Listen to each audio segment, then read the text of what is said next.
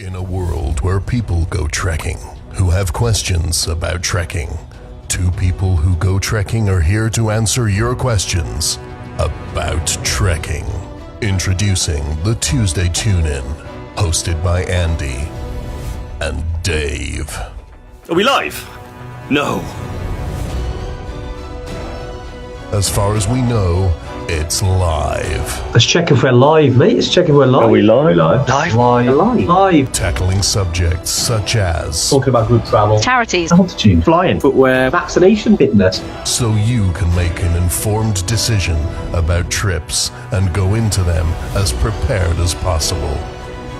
Years of expertise shrouded in top-level banter.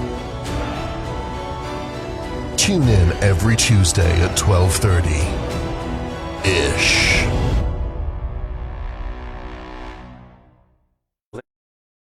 Looking at that and look to the camera. Right, hey guys, how's it going? Yeah, a little bit different today. We're back. Tuesday Tune-In. This week is a bit of a crazy one, the Toubkal Takeover. And it's weird actually, I've been off for 3 weeks. You've been carrying the flame. This feels really weird. I'm not looking at you through like I know. a screen. Like, hang on a minute. Are you? He's real. I'm real. Yeah, Andy, you've been away for 3 weeks. Yeah. Zach, I believe, has missed over 100. Yeah. So Yes. that's been has. quite shocking. Obviously, I've only missed one if I really have to. I mean, I know. I know, yeah. I know. Anyway, we've also got Zach as well. Zach, who's basically joining us.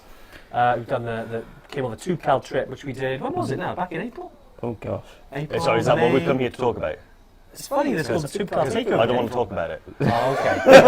Yeah. Luckily, Zach is. Yeah. Yes, I'm going to say something. What month was it? April? I think it was April. Steve, was Yeah. it April? It was April, wasn't it? Yeah. So Steve's behind the cameras today. Although Steve, you're looking very comfortable. Squashed in the Yeah. camera. Squeezed in between the cameras. It is, if you could see what we just saw, it was Steve. What was that movie with Catherine Zeta-Jones when she's moving through like the lasers? Oh yeah. No, that's not Catherine Zeta-Jones. No. I think it had Pierce Brosnan in it. Entrapment. Was it Entrapment? It was, yeah. I thought it was the Thomas Crown affair. No, I'm sure it's Entrapment. Okay. Heavy Trackers, if you're on there. Welcome to today's let us know. Tuesday Tune-In, where we discuss Catherine Zeta-Jones movies right the way through. But no, it is cool It is because cool. I'm trying to bring some comments up as well, just so I can see who's on today, because we have to always say, are we live? Even though we're trying to have a little professional setup today, because it's a bit of a special. We're just having a look who's on. So we've got Leah, we've got Laura, we've got Amy. Amy, have you done any more ultra marathons lately? Tina, we got Pemba, Shona, hope you're doing well. Marky V, Jerome, we got Michael Gillies. Mike, hope you're doing well. Joshua and Laura, great stuff. It's great to have loads of you on today anyway. And yeah, it's definitely going to be, so just to let you know how it's going to go. We'll have a bit of a chit chat as we normally do about Toubkal, and then we'll bring on the Toubkal premiere, which is called Mt Toubkal First Ascent. And I wonder why it's called First Ascent. It's a good question. Zach, why is it called First Ascent? Wow. Well, you'll have to watch the film. It was, I mean, yeah, I know, Yeah. we pretty much threw you in the deep end, didn't we? Yeah, I guess you call me an inexperienced trekker. Yeah. And yeah, it's my first sort of high mountain, I guess. So Yeah. it's quite the experience, which, yeah. It was. Yeah. It was really good. And yeah, we won't spoil the surprise. No, to no. watch it. But yeah, it was certainly, I mean, because Toubkal we started during lockdown, but we ran probably over 25, 30 groups now to Toubkal.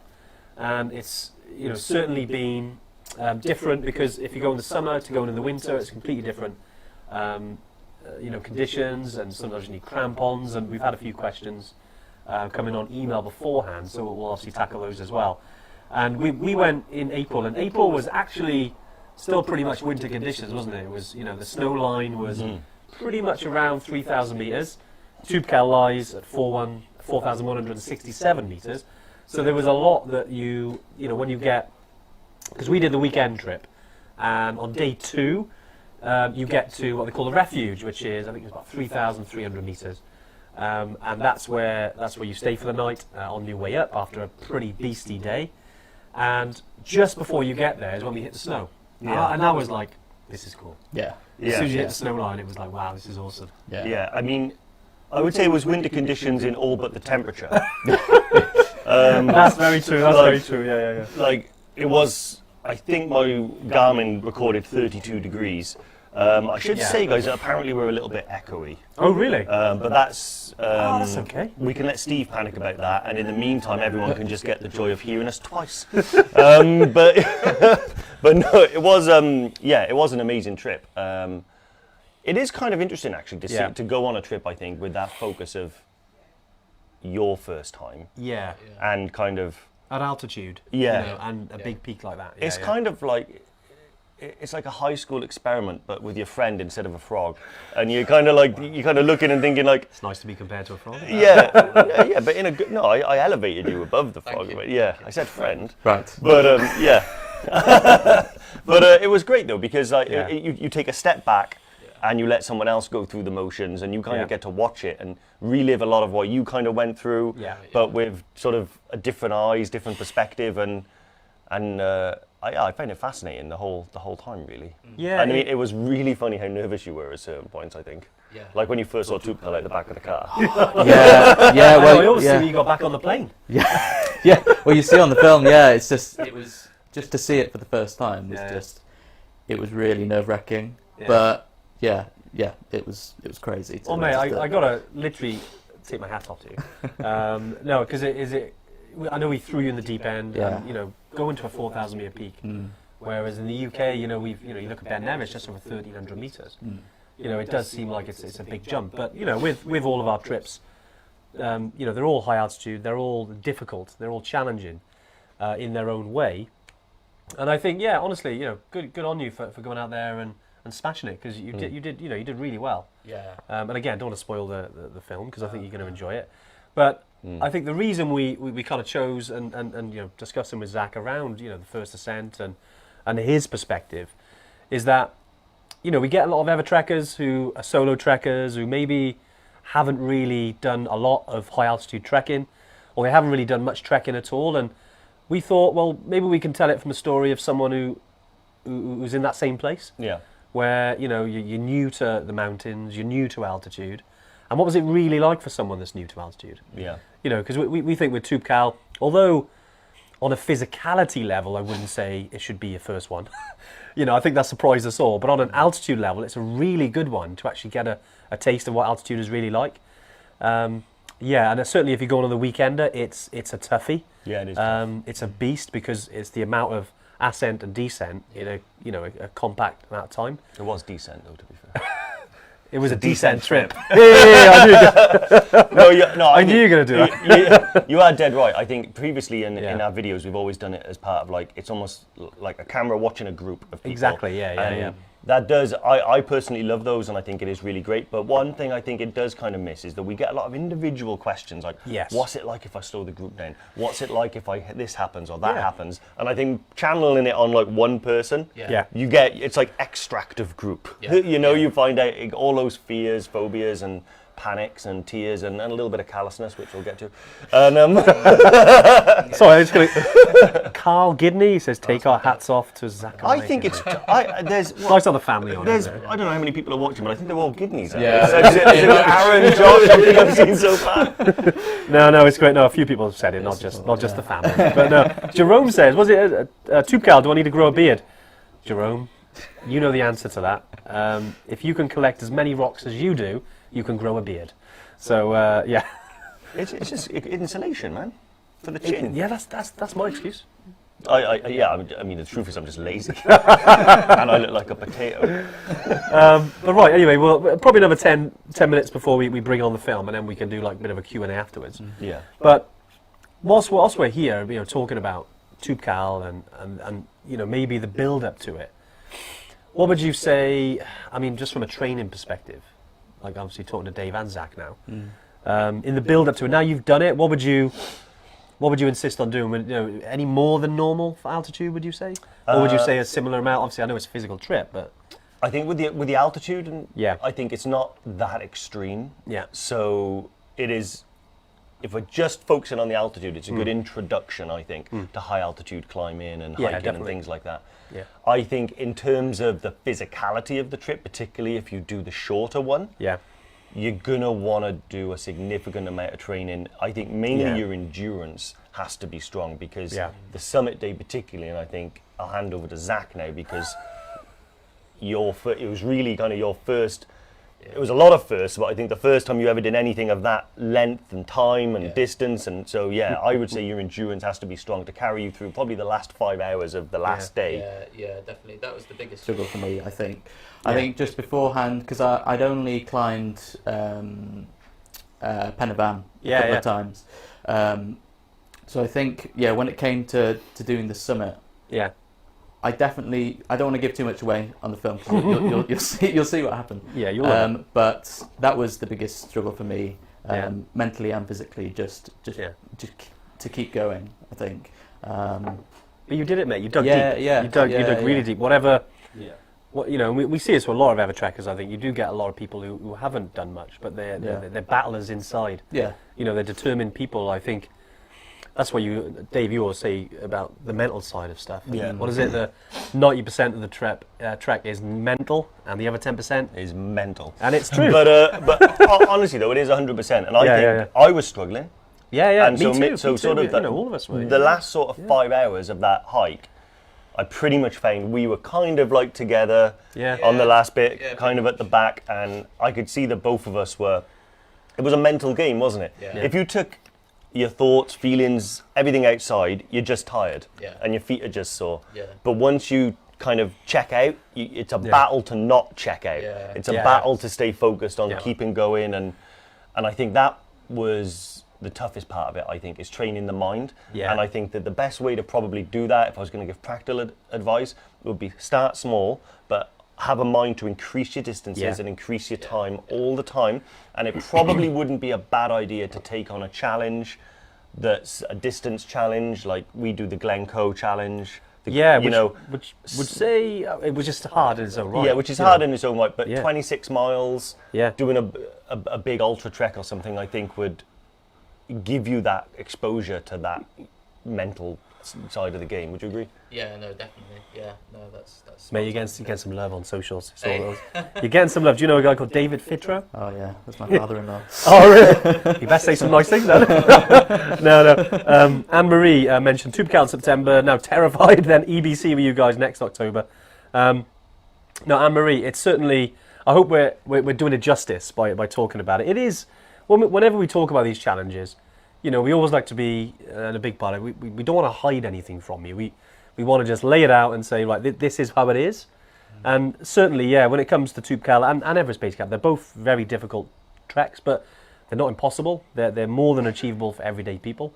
Just get out there, pack on your back, do some training, go and enjoy yourself, and you'll enjoy it. Yeah. The Toubkal one and the Everest Base Camp trip, I mean, they're both amazing trips in their own, because of the cultures as well, because I know we always focus on getting to the summit and doing that kind of stuff, but actually, like, Morocco is a beautiful country. The culture's nuts. It's not all about the summit. It's not. Yeah, I know.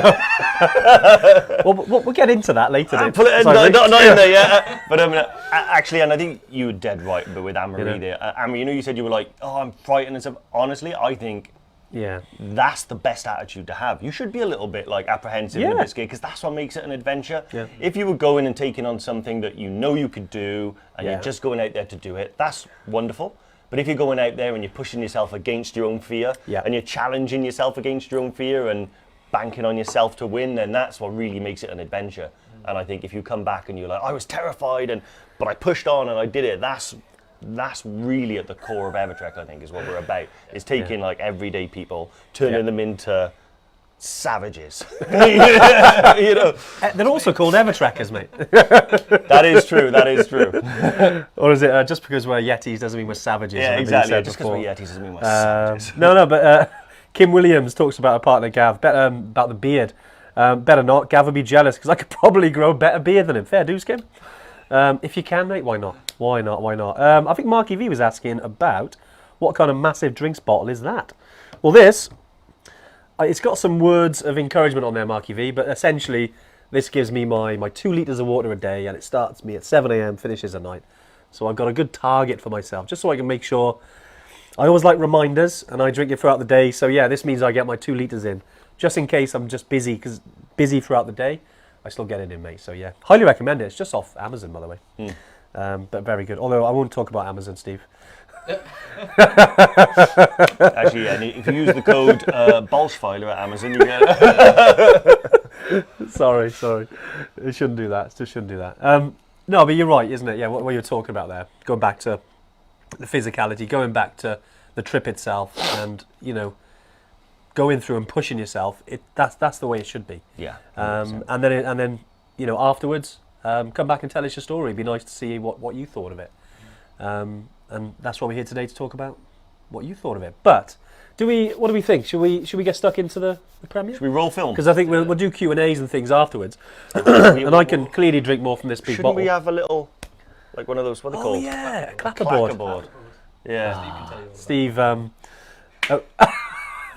we got a clapperboard? Right. So what's going to happen? We're gonna roll the. You'll see the Toubkal first ascent, and what is it, about 16 minutes long? 16 minutes and 26 seconds. 16 and 26. So get comfortable, enjoy it, and then afterwards, so you won't be able to hear us. Hopefully, during that, you'll be able to watch it, and then we'll come back afterwards, and we'll chat about it then, and we'll chat with Zach. But yeah, I hope you enjoy. The guys have worked really hard on this. Thanks so much, Steve and Zach, for putting it together. Roll the film, if you want. Okay, roll the film. Well, now that I've seen it, it started to actually kick in, like that. I've got to get up there, and it's enormous.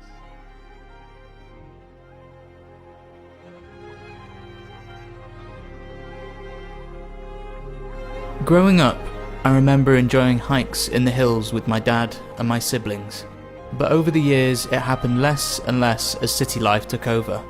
I'd always wondered what it would be like to climb a real mountain, but the opportunity never arose.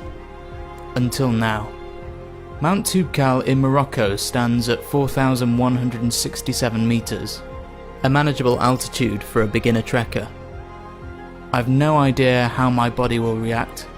The top of Pen y Fan in South Wales is the highest I've experienced to date, a mere 886 metres. What you're about to witness is a first-hand account of the biggest challenge of my life so far, my first ascent at altitude.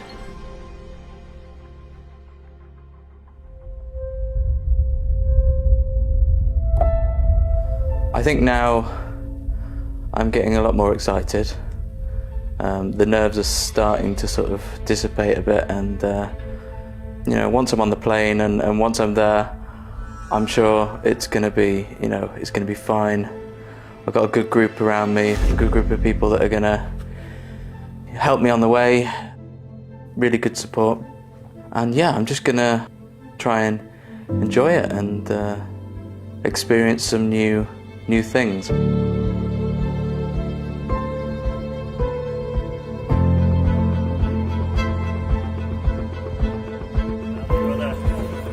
How are you doing, man? Good to see you. Yeah, good. It's been a long time.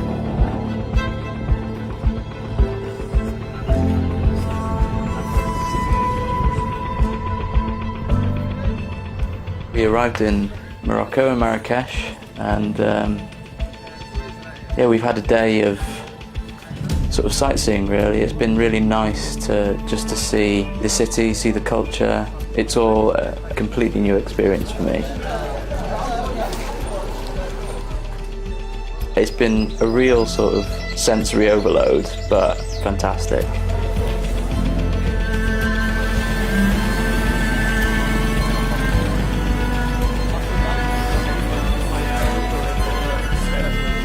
It's great being, in Morocco in a different culture and just seeing all the sights. It's nice just to have this day of relaxation and taking in everything. And kind of acclimatise yourself to the country that you're in, which is really, really good.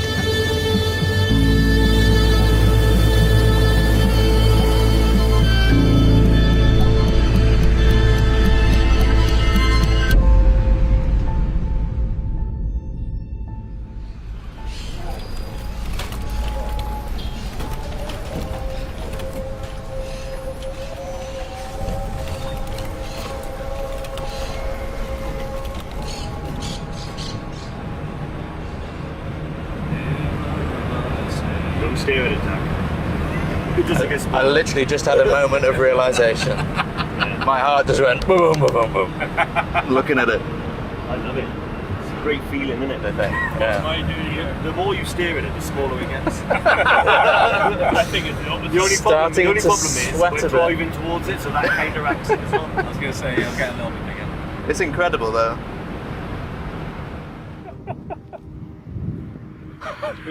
Focus back! Yeah, good. The straw that broke the camel's back. This thing is massive! Woof! Oh god! That gets terrifying, isn't it? Just this to hold on I to. haven't got my Crocs in four-wheel drive, they're slipping off. I can see the mountain clearer from up here though. Onward. Goodbye. Where are we actually going? We made it. Good camel.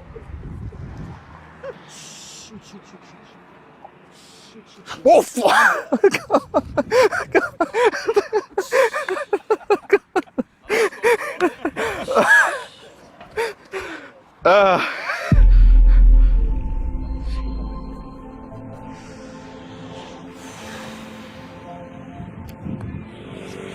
Well, now that I've seen it,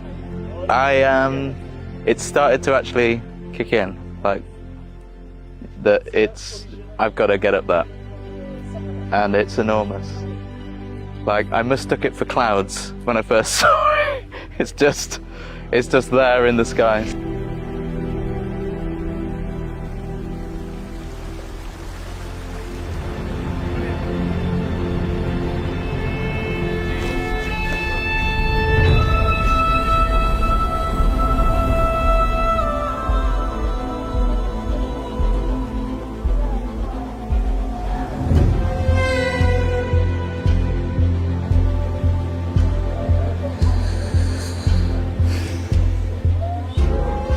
What's going through your head, Zach?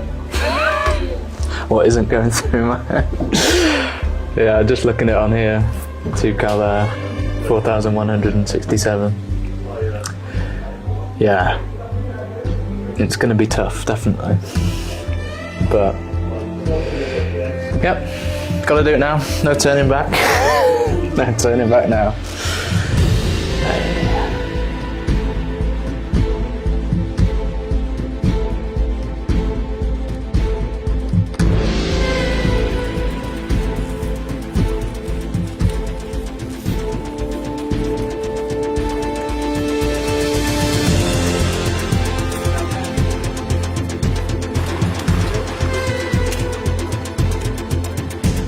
When we were walking up the hills through the tracks, it was the highest I've been, sort of 2,000-ish meters. And it does make a difference. You can feel the difference when you're breathing. It's almost sort of slightly harder to catch your breath. So it's going to be interesting today and tomorrow. But no, I'll make it.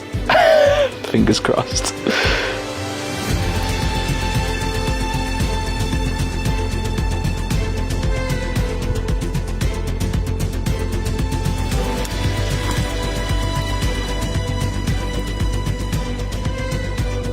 It's been slowly been getting steeper.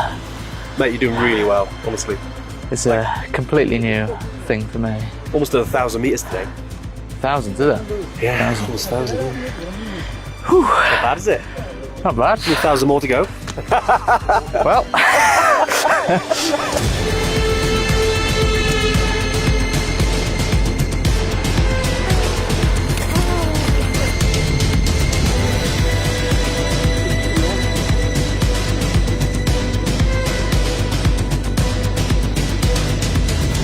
You know, earlier on it was alright, but then it kind of just kept getting steeper and steeper and steeper, and yeah, my legs were getting quite tired after a while. But then the pace kind of slowed down then, which was nice. Then we sort of hit the snow line, really, yeah, that was a great experience. Kind of scary, sort of walking through the snow.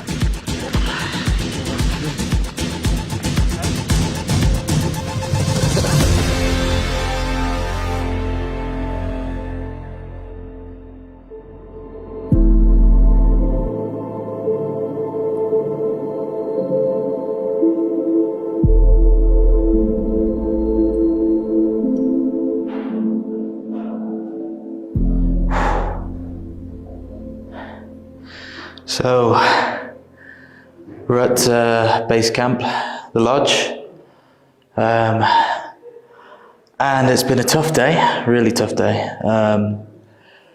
Yeah, I definitely struggled through it. I'm sure that people, the other guys on the trek with us, didn't quite feel that, wouldn't have struggled as much as me, but yeah, it was tough. Looking forward to the climbing the peak, but it looks hard. It looks steep. But yeah, we're gonna get a good night's sleep tonight, and yeah, early start in the morning.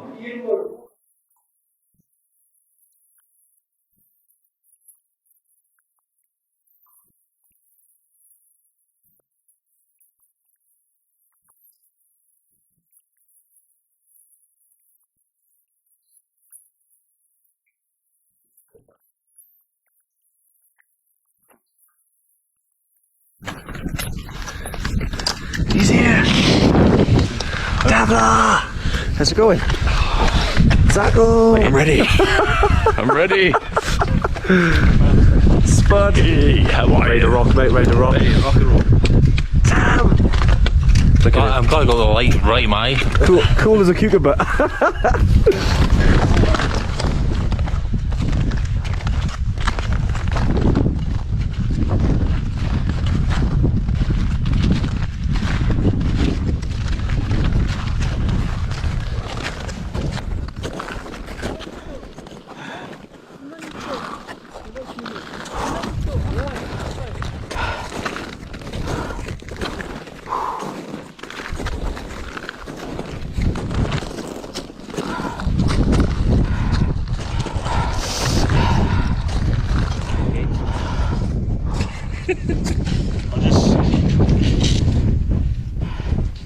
You just ruined the day. Ruined the day? Yeah, you can't ruin anything, mate. Health comes first, Dave. You know that. Nah, mate, I don't feel good.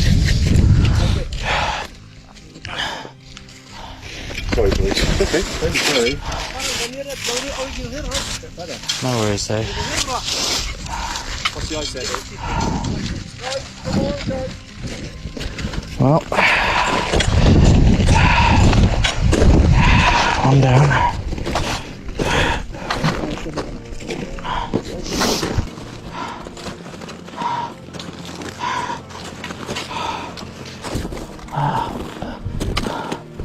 Oh, this is stupid.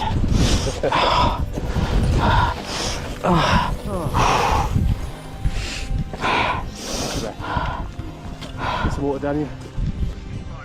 400. Yeah. Didn't realise I was crying. Huh? Yeah. I know, that's good Just though. exhausted.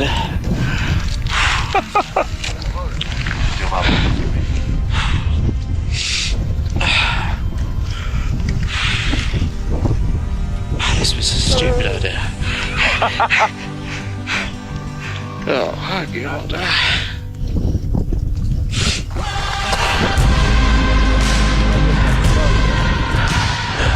Looks much easier up there.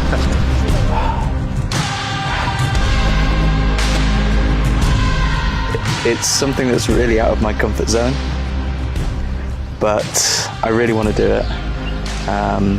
It's something that I've been really looking forward to, but still quite scared about doing it. But I know that the team that we've got here, with Andy and Dave and all the other guys, that they're gonna help me on the way. Woo! Oh, Zach.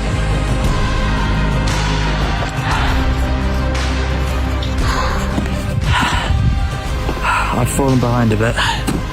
Just I can't keep up with the pace. I'm gonna be glad when I'm at the top though.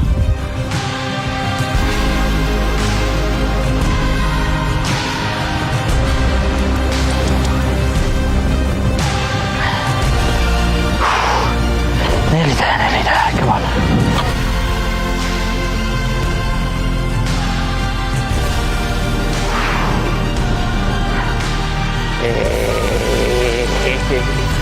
Hey.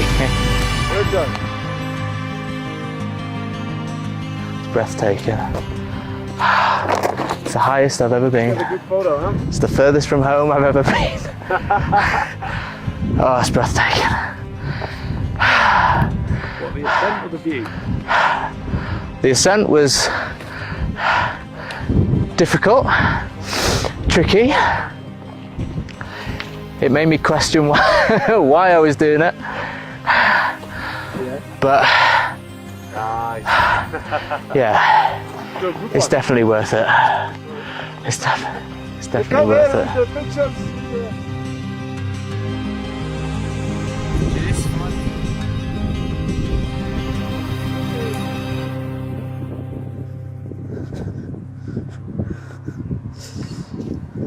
Hey, here he is.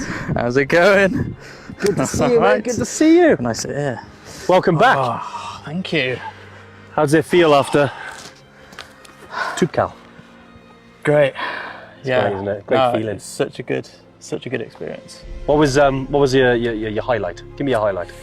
It's a good question. I think definitely number one highlight has got to be just getting to the summit. Yeah. I think those last few steps getting onto the summit, seeing the view.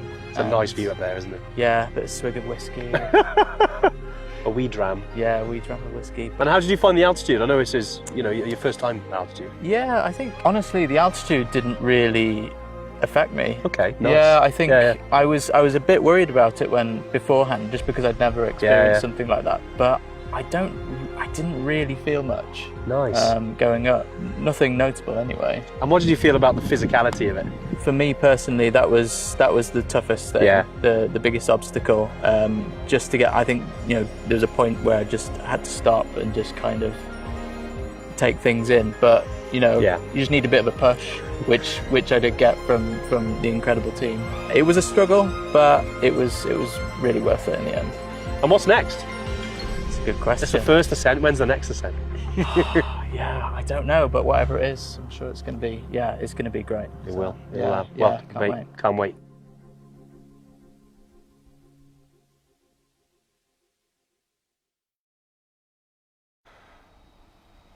Oh, that was emotional, wasn't it? Let's have a look. What does it say? Great. It's finishing up. I'm just checking we're live again. Great. Yeah, that was. I hope you enjoyed that. Honestly, how did we bump into each other on a mountain like that? I was going to say, that was weird. You just sitting there. What was strange is, all right, mate, how's it going? And how lucky that someone left a camera. That was amazing. And we were in the same t-shirt you were at the beginning before you. I know. Yeah. It's amazing how it works. Just the way it goes. I hope that was great. Honestly, mate, it was really. It's nice to follow your journey on that. Yeah. I can see a few of your family members as well. It's quite nice though, isn't it, to look back on? Yeah, it's nice just to get it out there because I think it was quite a personal experience, as you saw, sort of halfway up, having that little tear, just a little tear. Mate, nothing wrong with tears. Yeah. But past that point, you just got to push through, haven't you? But I'm really happy that I did it. Yeah. Just Smashed it, mate. the feeling that you get when you get to the top is just incredible. Yeah. So is that the sequel now? Is it Dave's Ascent? I'm going to go back. I'm going to go back in December, I think. Are you?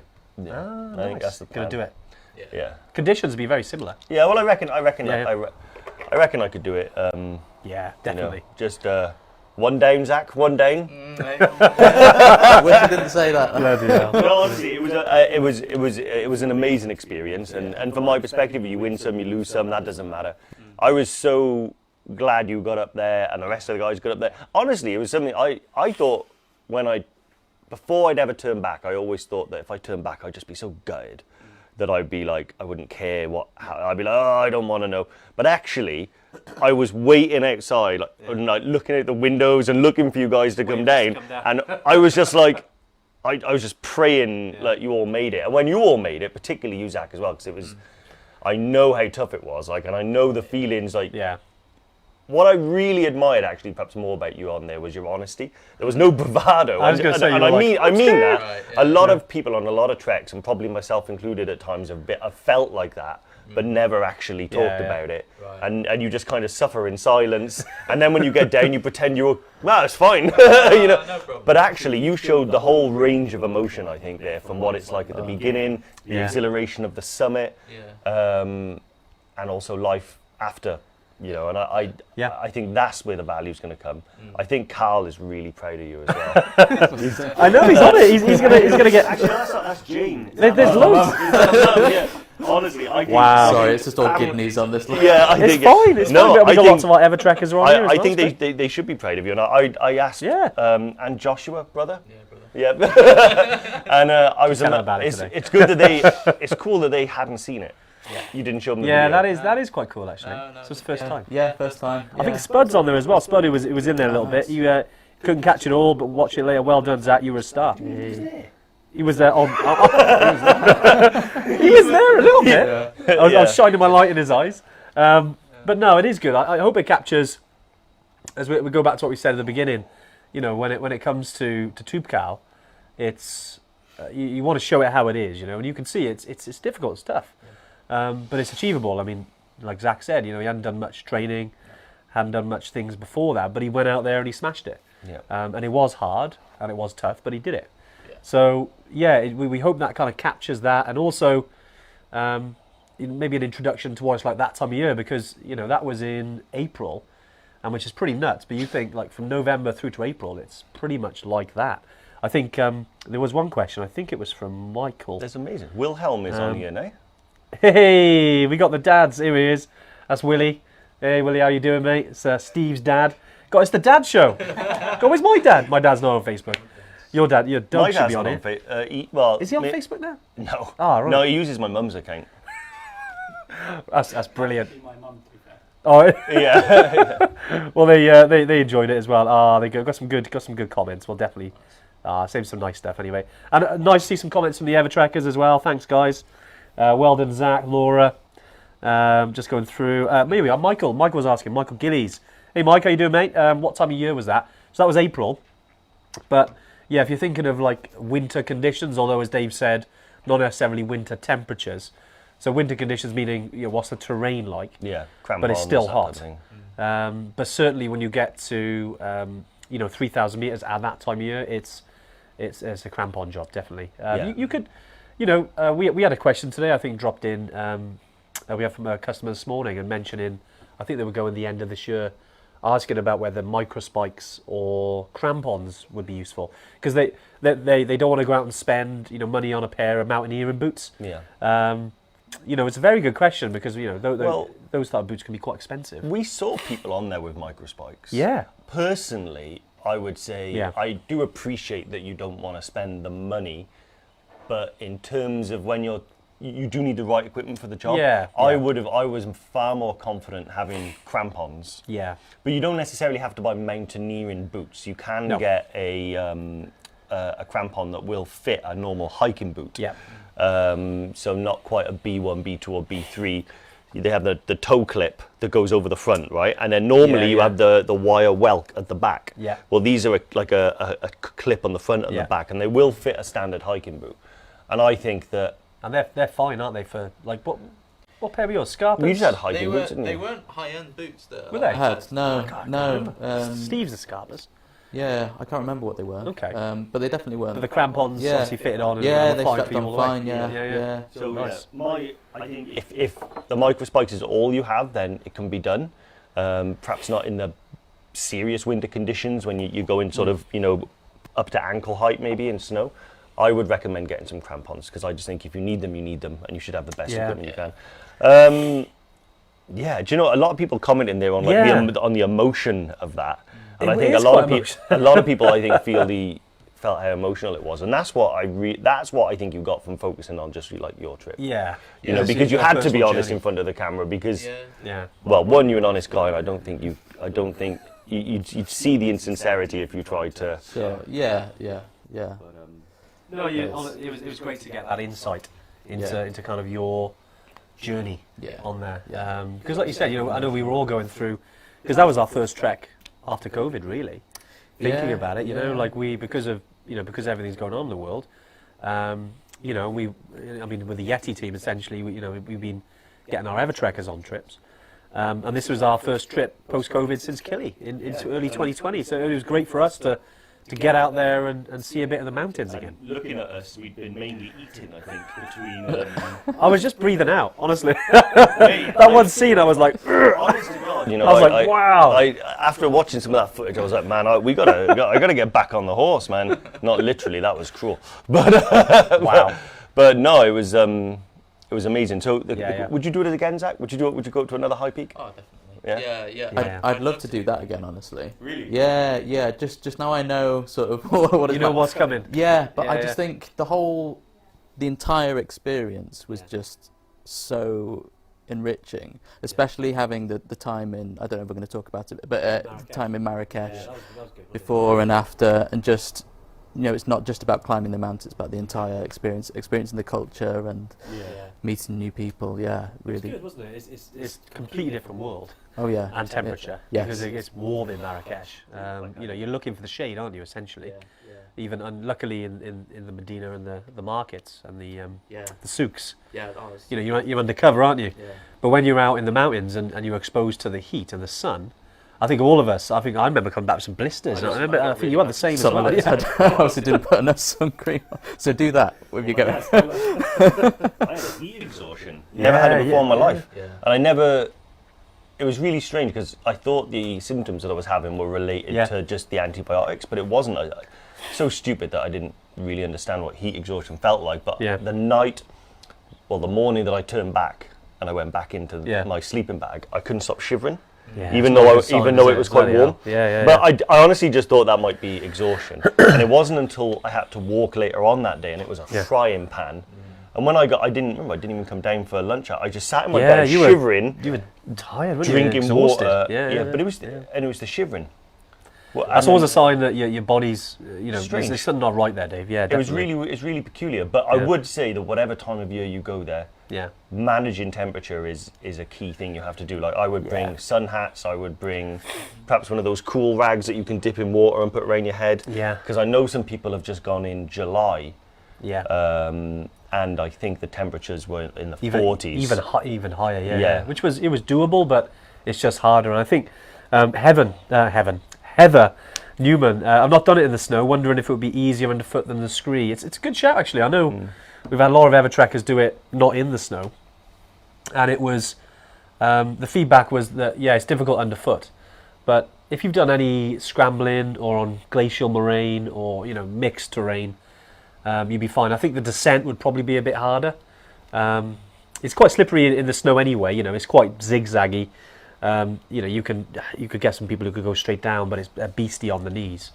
I did it for a little bit, and I was like, oof, that's taken out my knees. Yeah. But you obviously want to be careful because it can be quite slippery on there, so you don't want to go too fast.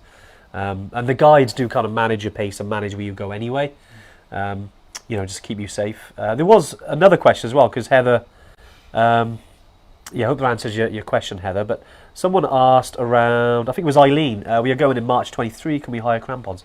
Yeah, so the actual crampons and the ice axe, the team have them available for you. So if they are needed, what they'll do is when you get to Marrakesh and then when you meet up with your guide, when you get to Imlil Lodge, which is lovely, we stayed there a few nights, didn't we? And they will sort of go through that with you and find out exactly what you need. So you're not kind of up there without that equipment because safety's number one. Yeah. When it comes to that, so should we go through some quick questions, and then we got a little bit of a because we wouldn't want to release a film about something for our Evertrekkers, so we have got something coming in about 5-10 minutes. But we'll answer some more questions because we've had heaps through on the old WhatsApp group. So David Fitro. Yeah, hey Dave. What whiskey were you drinking? No, he wants to talk about the descent. Joshua, what whiskey were you drinking? Asking about the whiskey. What whiskey was that? It was I think it was Tomatin whiskey from up in not far from Aviemore. Very good whiskey. Very good. Highly recommend it. Yeah. So David Fitro. Trekking question. David Fitro, let's talk about the descent a bit, please. So I'll hand over to you, Zach. Yeah. How did you find the descent? From the summit. Let's talk about the summit to Imlil, descent part 1. No, summit to refuge. Refuge to Imlil. Yeah, I think the descent, you don't really, like, it just didn't, I didn't think about it. Like, Really? when you're going up, Yeah. you're like, I'm just getting to the top. And then you get to the top and you're like, I've got to get down. Yeah. So, I think it was actually, I found it, I think it was harder for me personally, just physically, just getting down. I mean, surprisingly, I was worried about using the crampons, just to say that, but once we had the demonstration at the start of the peak, it was they were easy to use. But yeah, it was a little bit tricky coming down. But the guides were awesome at sort of pacing us and giving us breathers and keeping us safe. So no, it was tricky, but you know, it had to be done. It took a few hours. Yeah. And then what was it like back from the refuge down to Imlil? I know it's a long way, isn't it? And the same, especially on the weekend, though, right? Yeah. That was. I think you really feel the heat. Yeah. Like it was just. Yeah, I mean, I was all right, sort of at the start of it, and then towards the end, I really struggled. But that's just my own personal fitness. So, definitely beforehand, I would definitely do a bit more training than I personally did, going up Penavan and stuff, just from leg muscles and stuff, because I definitely felt it afterwards. Well, it is. You think of it, we went 1,300 metres up the day before, and then say we finished, I can't remember if it was about 5 o'clock, maybe 5:30, something like that, wasn't it? And then the morning after, you pretty much got 1,000 metres up, then 1,000 metres down, and then the 1,300 metres back down to Imlil that same day. It's definitely a beast.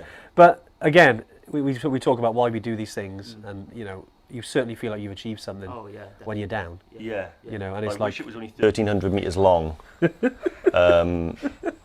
is a very long day, and it's just hot rock beneath your feet, which reflects the heat back up at you. It did feel like inescapable because there's no shade. So I think my personal lessons would be temperature management. I would do a lot more to look after that. And hydration is key. We talk about it a lot anyway, but I think anytime you go to a hot country, the problem amplifies itself like sevenfold. You need to really, really, really drink a lot of water. And I think I struggled to do that, which I think was part of the problem. Should have had one of these, man. Mate, I need a. I know you need a mule to carry that thing. But honestly, it was. I think hydration and temperature management, doing a lot more to keep cool and stuff like that would have been key. But I distinctly remember towards the end, probably only about an hour and a half from the end of the trail, that was me and Zach were just like, oh, God. Were you sick on the way down? No, that was me. That was you. Sorry, mate. There's one there. There's one there. It out again. Yeah, sorry, Dave. that was because I started. It was the again. temperature. When you're exhausted, your body it's trying to do loads of different things, isn't it? Yeah. Well, that was because I just pulled over to the side of the trail a little bit, sat down, and honestly, I thought about food. Really? I was on. I'd been feeling sick for a while anyway, because of the temperature and antibiotics and stuff. And I remember sitting there and I thought about the meal for some reason at the end, and just the thought of it. Just it was too much.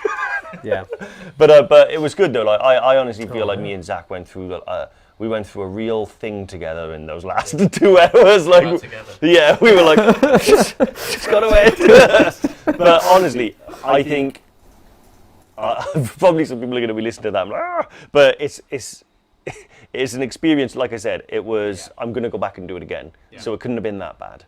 Well, it's an awesome place to be, isn't it? I mean, the physicality and the challenge is, if you're into that, while Steve smashes up the tech, if you're into challenges, it's definitely for you. 100%. 100%. I think some longer days walking and hiking and trekking, and I'm talking be out for like 10 hours, do a real, a lot of ascent, a lot of descent. And do that multiple times, and I think that'll solve pretty much all your problems because it's about building the endurance. One of the things we really felt, and we all talked about it, was not doing that much over the COVID period, diving straight back into work, squeezing in training where we could, and then doing that trip. perhaps it was. Yeah, you've got to put the time in, haven't you? You've got to put the time in. So I think, like any trip, what it did was it re-energized my feelings towards. No, if I book a trip, I train for it. Yeah. You know, I take it seriously. I have to find the time in my life to train every day, every week, leading up to it. Or maybe not every day, but most days. Well, we got a few questions I want to tackle before we got about another 10-15 minutes. Going to go beyond an hour today, I feel, but won't try and keep you too long. But before we do, because we've released this premiere, we wanted to do some kind of offer for you guys, because I know we got a lot of people who are interested in doing Toubkal, and we thought what we can do, because Toubkal we got the 4-day and we got the 8-day, so this is for both trips. And we thought we'd try and change up a little bit. So we come up with, because we know you guys like a good t-shirt, and we've come up with a nice little design that basically it's got a, actually Steve, can you bring it up on the screen? Is it up now? Oh, nice, legend. So this is basically a cool little t-shirt. Now you can't even buy this at the moment. It's from a wonderful artist who Dave knows. No, great artist. But it was commissioned for us. So as you can see, it's got the the Evertrek buff. They are truly kind of unique, and I think an amazing t-shirt. It's nice, but not for public consumption right now. You have to be quite special. Well, this is it. Something you got to do something to get that, right? You have. So basically, if over the next 7 days we're doing a bit of a promotion. So if you do book onto a Toubkal trip over the next 7 days, and you use the code ZACH. Hey. That's me. So ZACH. You put that in, and you'll get that t-shirt sent to you. It also says I'm an Evertrekker on the back as well. So I'm an Evertrekker, and you've got this wonderful little piece of art on the front. And not only that as well, if you do book on over the next 7 days, you get £50 off each trip. So if you book on the 8-day, £50 off that, and same with the Toubkal Weekender. So we'll be putting the details out in the group over on Facebook as well, and pushing it out on email. But just wanted to let you guys know, because you've been here, you made the effort, you put in the time to watch the live today, and to watch the premiere as well. So I want to tell you guys first, just before we send out that. So like I said, £50 off. Use the code ZACH, ZACH. I said I'll be putting it, and you get one of these 3 t-shirts. We'll send that out to you as well. And like I said, you can't even buy these yet. So they are limited edition at the moment. We thought that'd be a cool little bonus. Exactly, Dave. No, we don't even have one. I want one. Well, you have to book on Toubkal. I know, yeah. Do I still? well, I will. And you know what? I'm going to use code ZACH to get on there. But brilliant. Well, should we tackle some of these questions before we finished? I've got a question for Zach. Okay. Yeah. So I've always been curious what was going through your mind. In that point when in the video when you said, "Oh, I didn't even realize I was crying." There was a little smile, and then there's this. What was going through your mind at that point? Keep a brave face on, I think. Yeah. But I don't really know, because I just didn't realise. But it was just so. I don't know. A lot was going through my head. I was thinking about my bed. I was a bit of a hobbit in that situation. I felt like Bilbo. I was thinking of my books and my armchair. But furthest away from home you've ever been. Exactly. Yeah. That's a quote now. It was just so hard to push through that, and I was so out of my comfort zone, I think. Yeah. But when you get to that point, you've got to do it. So I just have to put a brave face on and keep going. Yeah. But I'm glad I kept going. Mate, you did fantastic. Yeah, I am too. Yeah. Yeah. 2 down. No, let that go. Well, just going through then. How many days? I think this was from Anna Marie. Holy moly! How many days was this climbed in? That was actually on the weekender, so that was only 4. But actually, you're trekking. So you arrive in say Marrakesh on the Friday. You head up to Imlil. The next day, then you start your trek, and then you're all the way up to the refuge. Then the next morning, you go up to the summit, back down to the refuge, back down to Imlil, and then back to Marrakesh. So it's quite a quick one. The 8-day trip is 6 days of trekking in that, so it's a little bit more chilled, but still similar amount of challenge, definitely. But you do get to see a lot more of the Atlas Mountains, that's for sure. So Good question. Yep. This is one for Zach. Bri, what was it like trekking with two Yeti legends? Who are they? You are legends, aren't you? No, it was amazing. No, honestly, no, it was great because I mentioned in there just having the team and you guys. That's just so important to have people behind you who've got your back and just giving me that push that I need because I did need that. I was a long way behind you when you got to the summit. Well. I had Andy behind me. But I think that's extremely important from my point of view. In the shoes that I was in at that point, it's Well, mate, you did really well. I mean, you kicked ass. Again, I know, on the film it talks about, when you were at your low points and then you were trying to pick yourself back up, and it was obviously a pleasure to be there with you, at all times. But it was a great journey. Yeah. I can't wait to go back to the Atlas Mountains. To be honest, it's got one of those. Definitely got a draw. It's something about it. I think. We say this about lots of places, but maybe it's just the mountains as a whole. But when you go to Nepal, I know Steve, when we did base camp in 2018, there's certainly something that stays with you. Yeah. But I get that feeling in the Atlas Mountains as well. I think because they're quite rugged, they're quite, quite steep in places as well. Like you look at, you're like, oh, I want to climb that. It's quite epic. And it's definitely going to be a popular trip over the next few years for our ever trekkers. Yeah, definitely. 100%. I mean, I can't wait to go back. Yeah. December, yeah, I'm going to go back in December. Yeah, might bump into Dave. Might bump into me, yeah, you never know. But like it was funny because when I came back, are you going to do the 8-day next time? Are you going to do it? And I was thinking, no. The board has to be set exactly as it was the first time, and I want to go back and I want to get it done. And it's got to be winter as well for me. Yeah, definitely. Someone has said, Darren Borsche, what's the snow like at the end of November? Yeah, good question. Yeah, hey Darren, how you doing, mate? Pretty decent snowfall at that time of year, to be honest. You're sort of getting into peak winter. You know, I would say December, January, probably peak winter. But it's definitely going to be snowfall there, probably a little bit more than we experienced. Yeah. Because technically when we went, it was more of a end of winter, start of spring sort of trek.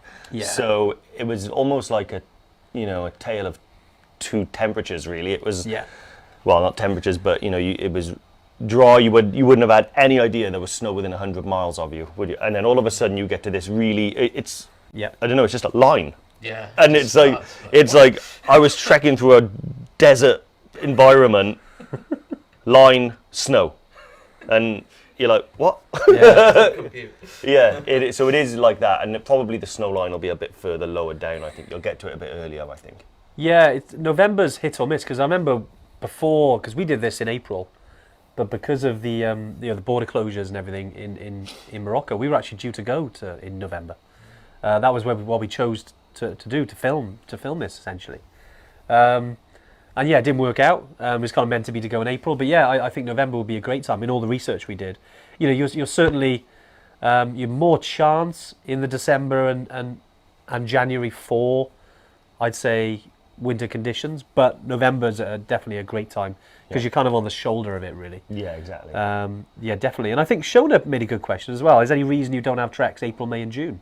I guess weather would be better than full winter or summer heat. Yeah, because you're right, because we went in April.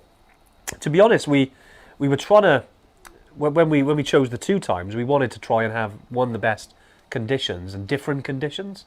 We wanted kind of more one to be winters and then one to be in the summer. But you're right, as time goes on, we might release more dates. Now, especially now we've kind of experienced it, and we've had feedback of the winter and people loved it, and the same with the summer. Obviously, totally different trips really in terms of the what you're going to see and the temperature. But yeah, we'll certainly once we we will be putting more dates on the shoulder dates, if you like.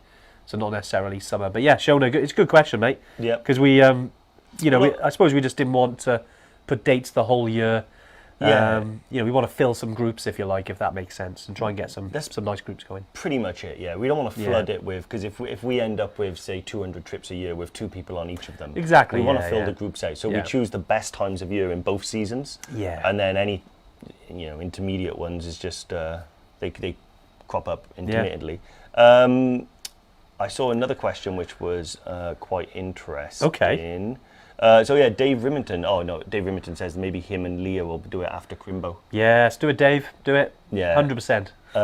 Nick Howler only just joined. Will the film be available after this? Oh, hey Nick, how's it going? As soon as Steve presses stop, it should save. It should save, right, Steve?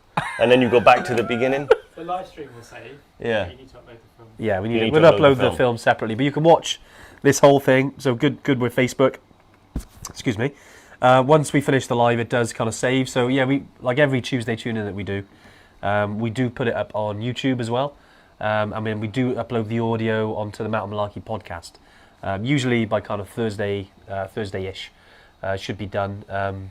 So yeah, if you can watch it at your heart's content, or just watch the replay on Facebook because it's there for everyone to see. Yeah. We were looking at actually. I think it's kind of nuts stats, but you actually 80% of people don't actually watch it live, which is a bit mad. Hello to the non-livers. I was going to say hello to everyone. No. It's obviously great to, we obviously love people who are on the live and engaging with you and chatting with you. We love that as part of the community. Yep. But obviously we understand that, this is midweek, not everyone can watch it. So we hope we try and, make it as accessible as possible because we hope this information, this video can maybe help answer a question or two. And, can take those barriers down. You can go off and smash it. Look at James has just popped in. What film is this? Been off the grid for a couple of weeks. James, you've missed out, mate. Missed out.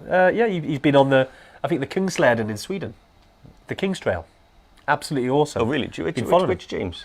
James Ashley. Oh, right. Yeah, I thought you meant Tembo for a second. Oh, no. Sorry, I should have clarified. Yeah. James Ashley. Hey, James, how you doing, mate? Welcome back. Hope the legs have recovered. Awesome. There is one big question here from Steve Hobson. Okay. Who said he's on the November Toubkal weekender. Awesome. Asking about boots and crampons and how technical it is.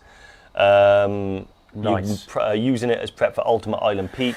And asking the same question, please. One pair of boots for the 3 feet. And then how do we get around the look of... So basically there's a couple of things packed in there. So with regards to the technical aspect of Mt Toubkal, not very technical at all. It's very steep. Yeah. We'll say that. So it is, you see a lot of the times you will see people with like trekking poles and ice axes to help them get up and down. Boots, I would say I would recommend two different, I don't think you can do Mt Toubkal with just a trekking boot, right? And a normal, Zach and like Steve, Zach a lot of did. the boys did, yeah. However, not Island Peak. Island Peak we'd recommend a B2 as a minimum, so you are going to need to get that. With regards to the Lukla weight limit, so it is a bit tricky when you do the mountaineering stuff because the more you bring, obviously, the more weight you've got. But you are able to rent a lot of the technical equipment. So, all of the harnesses, helmets, ice axes, all of that stuff can be rented, so you don't have to carry that. With regards to the boots, a lot of people, they do bring their own mountain boots, although they can also be rented. And I think, it's just one of those, you've got to be a bit more ruthless if you want to bring 2 pairs of boots, And sadly, there's no easy answer for it. But we did write a blog about that, Lukla weight limits and stuff like that. So maybe... Yeah, we did. Who's on the questions today? I don't think we've mentioned that, have we? I know, sorry. I know we've been doing all this. I think the girls are on there. I think it's Vicky and Jodie. Yeah. Vicky and Jodie? Nope, oh, no, their headphones on. Of course they have. Yeah, they'll hear it in a second. In a second, it'll come through. And they'll go, hello. Yeah, so maybe they'll put something on. But hopefully that's kind of covered that off for you, mate. Yeah. It would be good training, at least physically. For Island Peak. Yes. Definitely in terms of the endurance and what it's going to be like to climb a steep mountain with crampons. So it's going to really do you some good. Yeah. But yeah, the equipment, like I said, you probably need a different pair of boots. Yeah, and I think that weight limit thing is always a challenge. I think especially because you need it, because when you're on the expeditions, the equipment you've got to take it, right? And the disadvantage is, especially if it's overweight and your bag might have to come on the next flight. If it's too heavy. But then I always go on, if you need it, you need it. And if you maybe wear your heavy boots, I'd say on. If you're bringing 2 pairs of boots now, you've got your mountaineering boots, you've got your trekking boots. If you do bring the heavy ones, wear them. So you've got they're heavier.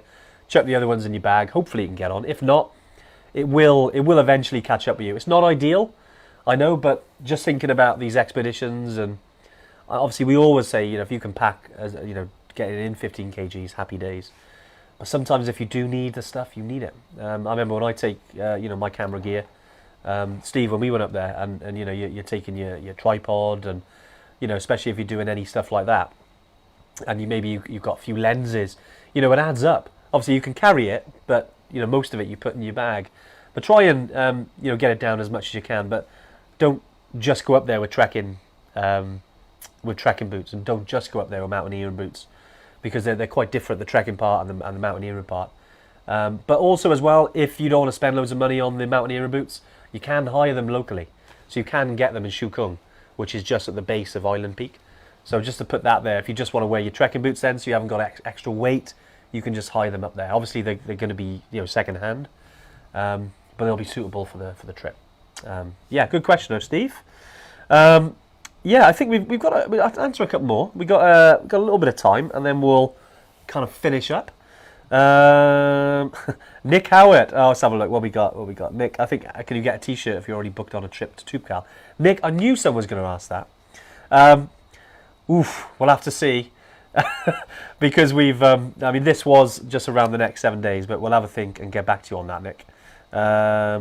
What else we got? For Killy, how do you find out how much the kit is? That's from Alicia for Killy. I think we got a list, and we have the rental costs for equipment for Killy. Yeah. So if you drop the best thing you can probably do is just drop the guys an email. So drop an email to info@evertrek.co.uk, and because you won't be able to rent 100% of everything you need, so let us know whether it's pole, sleeping bag, duffel bag, that type of thing, and we can let you know 100% what those costs are going to be. Simple. Nice. And last one, where in the UK would you suggest as practice? You know what? Just getting out. Just getting out anywhere, whether it be, you know, if you're in Scotland, if you're in Wales, if you're in England, Northern Ireland, you know, wherever you are in the world, I think it's just good just to get out and do some hiking. As Dave said earlier on, you know, and maybe we found this out afterwards because we realised our legs were beasted, especially on the descent. You know, if you can get out maybe once a week, and then kind of build up to it, it's not going to be such of a surprise to your body. Your muscles aren't going to be as destroyed. You're not going to be as exhausted. As long as then you stick to, you know, you eating enough food, keeping your energy up, you're drinking enough water, you know, you're going at a good pace, you know, take it slow because you're altitude. Even though you're not at like extreme altitude, you're still at altitude, you're still going to notice it. But just get your body in a good place, ready to go. Yeah. And then we go back to what we talked about the mindset. The body is obviously massively important. You know, we, as a professional trekking company, you know, we always say do as much as you can, but don't overdo it. You know, with the training, but keep your mind in a positive space as well, and go out there and enjoy it. Zach, I mean, I'll come back to you. You know, I know you found it hard, but I can tell you, kind of type 2 enjoyment maybe. Yeah, no, you know, definitely. It was enjoyable for you. Oh yeah, definitely. Yeah. Yes, no, it was. Yeah, no, it was it was well worth it, as you saw when I got to the top. Yeah. And just, it's just an amazing achievement for me personally, just because, you know, I'd never done anything like that before in my life. But I'm glad I got. I'm glad I did. Yeah. Well, look, great stuff. Any final words, Dave? I always leave the final word with you. Yeah, I think. It's funny because I wasn't expecting to end then. Normally I try and start thinking about this about 20 seconds, 30 seconds before the end. No, honestly, I hope everyone really enjoyed the video and watch Zach's experience. You know, it was amazing to be out there and do it, and I know that it was a very honest and real portrayal of what it's actually like to go out there and do the Toubkal summit. So I think if you watch that video and it struck a chord with you and you want to go out and do it, then 100% I'd encourage you to do it, because I know from trekking with this man here that it's worth doing. And you know, who knows what it might lead on to, right? Yeah. Exactly. Who knows, Zach? Where's it going to... No, great stuff. Well, look, thanks, guys. Hope that's been great. And, we'll be back next week, something a little bit different. It might not look like Good Morning Britain, but that's what it feels like today, like Good Morning Britain with trekking style. But no, I hope that's been really, really good. And, thanks, Steve, for setting up all the tech today. Video guy Steve. Video guy Steve. Yeah. Video guy. Sexy business mountain lion. And thanks, Zach, coming in. Thanks for having me. No worries at all, and we'll catch you next week, guys. Thanks very much. Bye.